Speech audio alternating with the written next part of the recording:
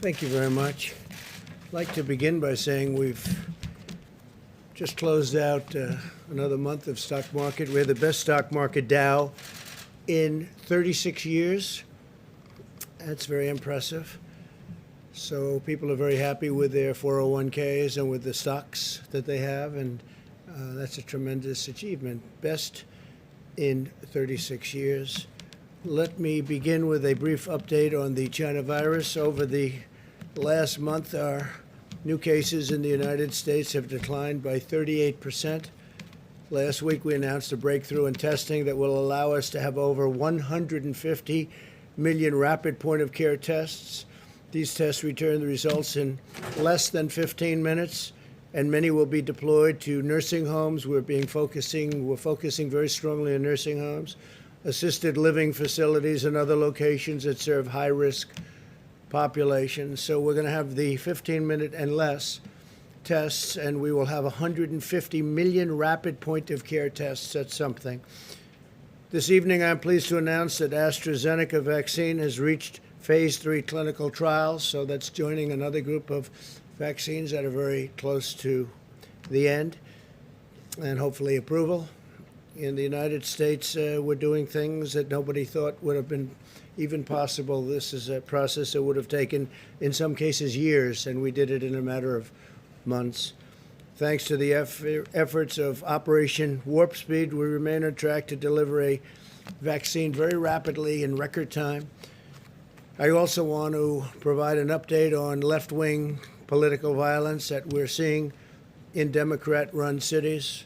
Under my administration, federal law enforcement is working with state and local authorities all over the country to comb through hours of video, track down rioters, looters, and arsonists, and bring them to justice. We've just come up with a report that we've arrested a large number of people. It's over 200. And you'll be hearing about that, but they've been arrested in various cities throughout the United States. We're doing it very low-key, but we're trying to help cities. They are, in all cases, Democrat-run, but we're doing the best we can to help them without really much of a consent. We'd like to have the consent. As an example, in Portland, we could solve that problem in approximately 1 hour, but the mayor refuses, perhaps for political reasons. I don't know why it's good for him to have a city that's falling apart and that's under siege now for 94 days. But really, it's been under siege for years, if you know Portland. So to the mayor, I say, whenever you're ready, let us know. We'll solve your problem of violence. We'll solve your problem of crime. We'll arrest those criminals very rapidly, and you'll be able to have some nice evenings in Portland. The Department of Homeland Security and the Department of Justice are announcing a joint operations center to investigate the violent left-wing civil unrest. And again, in Portland alone, the federal government has already taken care of and arrested 100 rioters. Just in that one city, the wave of violence and destruction that we've seen in recent weeks and months has occurred in cities exclusively controlled and dominated by the Joe Biden party. If you take a look, the top 10 in the country are Democrats. It's Democrat-run cities, and it's a shame, and it can be solved so easy. It can be solved very easily. The violence is fueled by dangerous rhetoric from far-left politicians that demonize our nation and demonize our police. We have to allow our police to do what they're very good at doing. We've taken that power away. They're afraid to lose their pension, their job, their everything. They're afraid to be destroyed. You saw this when left-wing extremists attacked law-abiding citizens attending the Republican National Convention at the White House, including Senator Rand Paul and his wonderful wife, Kelly, what they went through, but other people went through it too. And that was done very systematically. That was done on purpose. They knew we were having the convention, and they wanted to do everything they could to disrupt it. And the good news is the public is very wise to it. They see what's happening, and they're wise to it. And I think they are probably acting accordingly. Left-wing rioters are repeating the same false narrative about America that you hear about. You hear this from people, what they're saying, how they're saying it, the violence. It's terrible. And again, it's Democrat politicians. I don't know that they're spurring it on or they're afraid to stop it. But in any event, we're there to help. We're there to get things under control.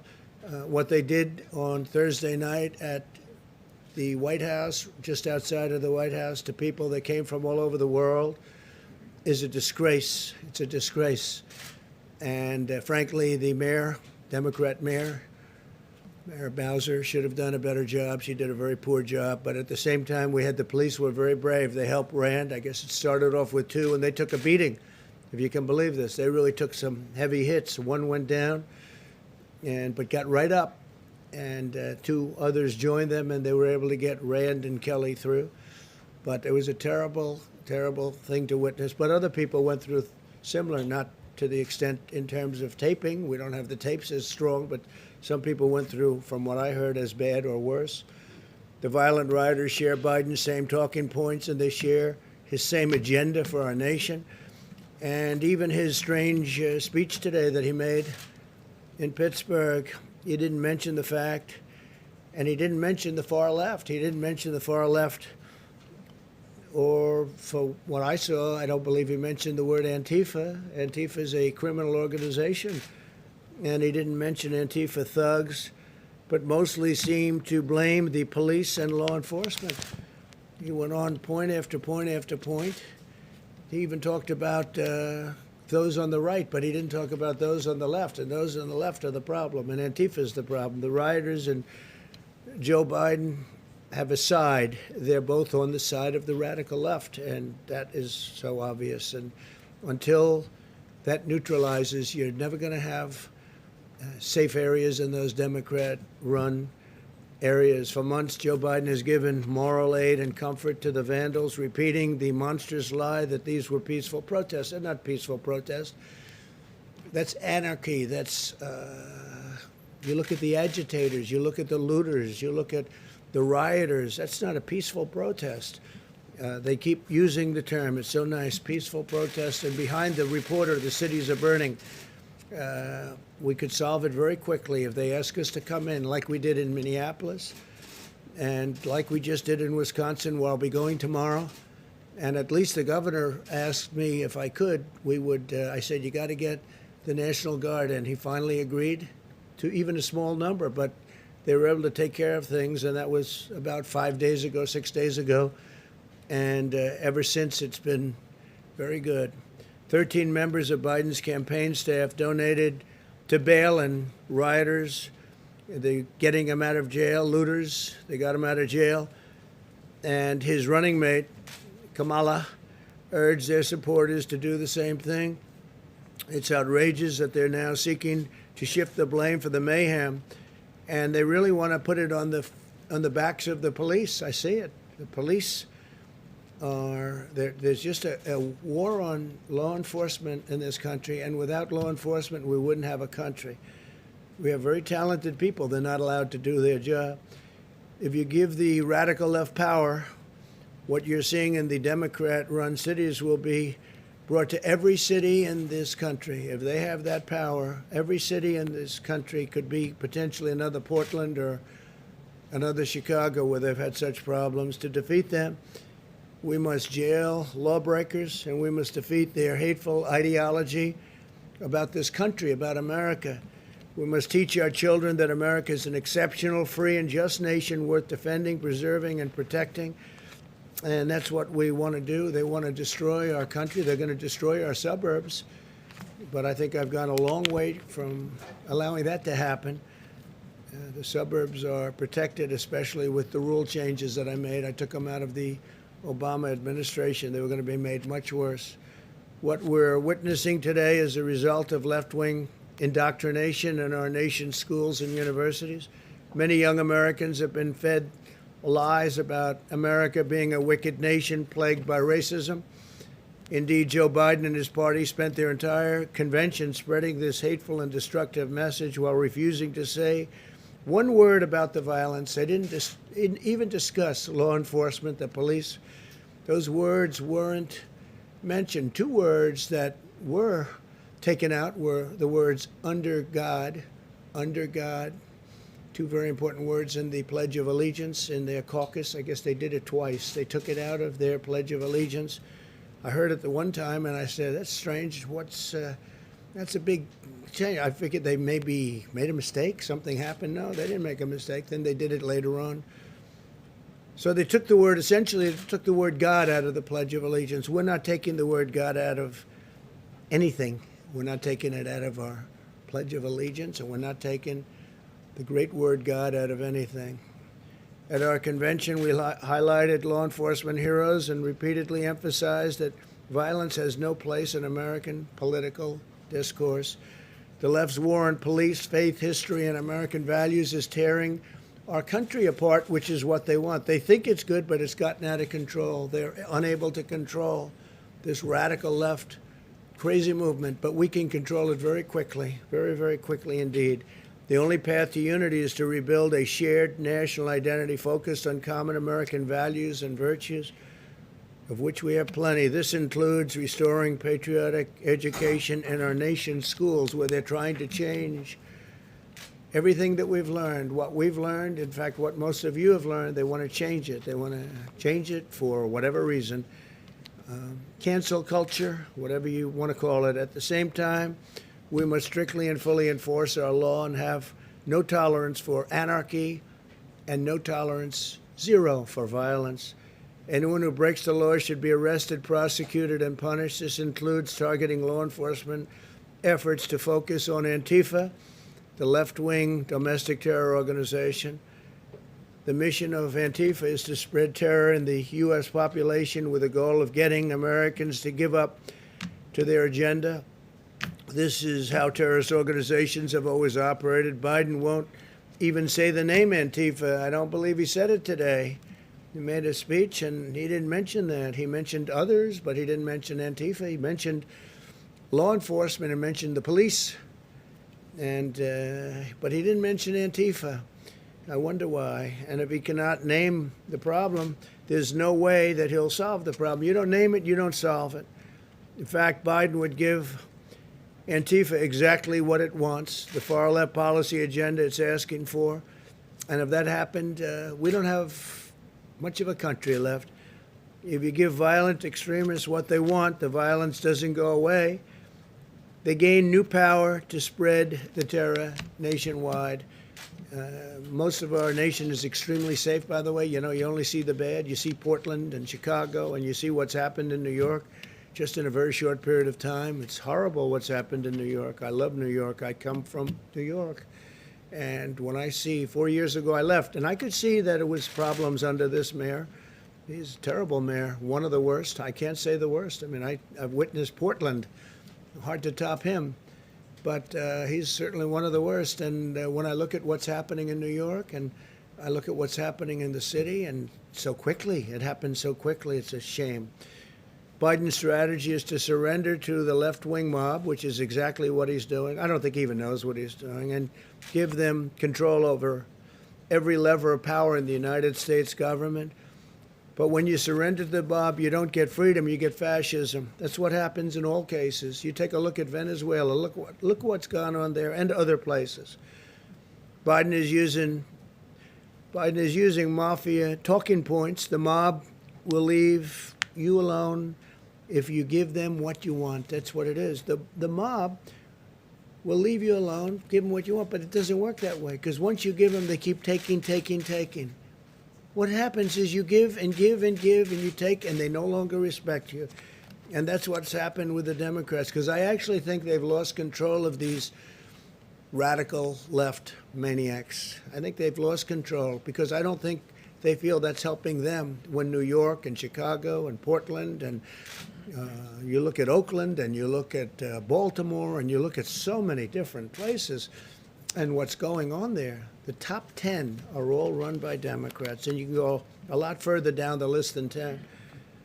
In America, we will never surrender to mob rule, because if the mob rules, democracy is indeed dead.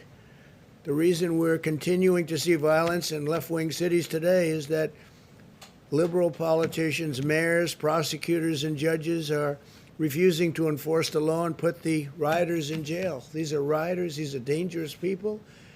These are killers. They kill a lot of people. And they don't even think about it. They wake up the next morning, they don't even think about it. This is the extreme left's agenda for America. They want to appoint radical prosecutors, judges, and federal officials who will set criminals free. Their stated plan is to cut police funding, abolish cash bail, close down prisons, re-educate our children, preach left-wing social justice, establish a national sanctuary for criminal illegal aliens, and abolish the death penalty, even for cop killers. No one will be safe, and in fact, they want very much to let people in prison, like as an example, the Boston bomber. They want to let everybody vote. If you're in prison, if you're the Boston bomber, they want you to have a vote. I don't know. I don't think that sells too well. My administration is a very different approach. We want states to work with us to deploy the National Guard to quell the unrest. All they have to do is call us. We will have the National Guard. We're prepared. We're ready to go no matter where they may call from. Any part of the country, East Coast, West Coast, doesn't matter. We're ready to move immediately, as we did in Minneapolis, we are ready to move as quickly as you can imagine. Tomorrow I'm going to a place where we move very quickly. You know that, in Wisconsin, and we move very, very quickly. And as soon as we moved, that was the end of that. It was very well behaved. I'll appoint more tough-on-crime prosecutors, support stiffer penalties and longer jail terms for riders, and support effective policing methods that are proven to be great crime reducers. When you enforce the law, order follows, and we need order. We need order. You can't have cities run like these cities are run. They gave a little, then they gave a little, then they gave a little more, and all of a sudden they've lost these cities. But I'll get them back very quickly. All they have to do is say, please come in. As you know, they have to ask, unless we go a much tougher route, which we could, but you don't like to do that. They have to ask you to come in. When they ask me to come in, we'll be there within a matter of minutes. When I signed the executive order outlining 10-year prison sentences as an example for destroying monuments and statues, it immediately stopped. That was 3 months ago or so. I signed an order, and it said 10 years in prison, 10 years if you knock down a statue. It immediately stopped. I mean, to the best of my knowledge, I haven't seen it happening for about that time. They were going to have a big march on Washington. They canceled that march. They said 10 years is too long. Before the outbreak of left-wing extremism, our strategy produced a historic reduction in violent crime. In the last 2 years of the Obama administration, murder increased 30% in major American cities, and we witnessed the largest 2-year nationwide increase in murder in over a half a century. In the first 2 years of my presidency, the number of murders went down significantly. Earlier this year, we announced that Operation Legend, surging federal law enforcement to cities plagued by violent crime, and we did a lot of it. We did a lot of it very quietly, but we did a lot. Since the beginning of Operation Legend, we have conducted more than 1,000 arrests and reduced the murder rate in Kansas City, which is one of the cities we targeted, by 1/3. Got it down 33%. In the last month alone, we cut the murder rate in Chicago in half. People don't know that, but we sent them in to Chicago without fanfare at all, but we cut it down in half. It's still far too high. And if they'd asked for full help, as opposed to just sending in some very talented people, we'd be able to cut it down to a very low number. While I am president, we will defend the rights of law-abiding citizens. We will honor the heroes who keep America safe, and we do. We honor our police. We honor our law enforcement. I have the privilege of having gotten, I guess, every law enforcement group in the country that I can think of. The sheriffs in Florida, all of them. Law enforcement, Ohio and Texas, North Carolina. I mean, almost no matter where you look, I think I've gotten all of it. We'll have to do a little study so I'm totally accurate, but I would say all of it. And the ones who didn't, I think we have to look at them. Where do they come from? So we've done a real job. We're ready, willing, and able to help these Democrat-run cities that are doing poorly. They have to call and ask. All they have to do is call. They don't even have to put it in writing. We'll put it in writing later. We'll get them in there, and we'll straighten out the city. very quickly, whichever city we may be talking about. So those governors that are responsible for a state that has a city that's got a lot of problems, call me, or the mayor can call me, and we'll be there very quickly. Tomorrow we're making that trip to Wisconsin. I think a lot of you are going to be going, and it should be very interesting. It should be very interesting, but we're proud of it because in 6 days, it's been like a different world. And it took place immediately. As soon as we surged, as soon as we went in, it took place immediately. Okay, please. Thank you. Mr. President, are you giving any consideration, or did you give any consideration to the governor and mayor's request not to come to Kenosha tomorrow? No, because Kenosha was something we did a good job on. The governor didn't want us there. He didn't want the National Guard, as you know. He was very reluctant. But I give him credit because ultimately he said yes. And as soon as he said yes, the problem ended. But I have to see the people that did such a good job for me, and we're meeting with numerous people, and we have tremendous support in the state of Wisconsin. So I promise them when it all gets taken care of, we'll go. Concerns, though, that it could exacerbate tensions and increase violence. Do you give any consideration to that? Well, it could also increase enthusiasm, and it could increase love and respect for our country. And that's why I'm going, because they did a fantastic job. As soon as I called and told them, let's go, the whole problem stopped. That was, what, 6 days ago? Yeah, Jeff? Mr. President, why are you not meeting with the family of Jacob Blake while you're there? Well, I spoke with the pastor, wonderful man, the family's pastor, and I thought it would be better not to do anything where there are lawyers involved. They wanted me to speak, but they wanted to have lawyers involved, and I thought that was inappropriate, so I didn't do that. But I did speak with the pastor of the family, who's a fine man, a wonderful man, and I think we had a great talk. And I may at some point, do that, but they did have a lawyer that wanted to be on the phone, and I said, no, that's inappropriate, but I just gave my best regards. But again, I spoke with the pastor. Yeah, please. I have a question on coronavirus, but first, you were just criticizing Joe Biden, saying he didn't mention the far left or Antifa during his speech today. You said you wanted to talk about left-wing political violence. Yeah. But I noticed you did not mention that your supporters were also in Portland this weekend, firing paintball guns at people, some form of pepper spray. So do you want to also take this chance to condemn what your supporters did in Well, Portland? I understand they had large numbers of people that were supporters, but that was a peaceful protest. And paint is not, and paint is a defensive mechanism. Paint is not bullets. Your supporters, and they are your supporters indeed, shot a young gentleman who, and killed him, not with paint, but with a bullet. And I think it's disgraceful. These people, they protested peacefully. They went in very peacefully. And I'll tell you what they're protesting. They're protesting when they turn on television or read whatever they may be reading, and they see a city like Chicago where 78 people were shot and 13 died, or a city like New York where the crime rate has gone through the roof, or a city like Portland where the entire city is ablaze all the time, and a mayor says, we don't want any help from the federal government. When these people turn that on and they see that, they say, this is not our country. This is not our country. That was a peaceful protest, totally. It was a supporter of yours, Go Mr. ahead, President. please. Yeah, go ahead, please.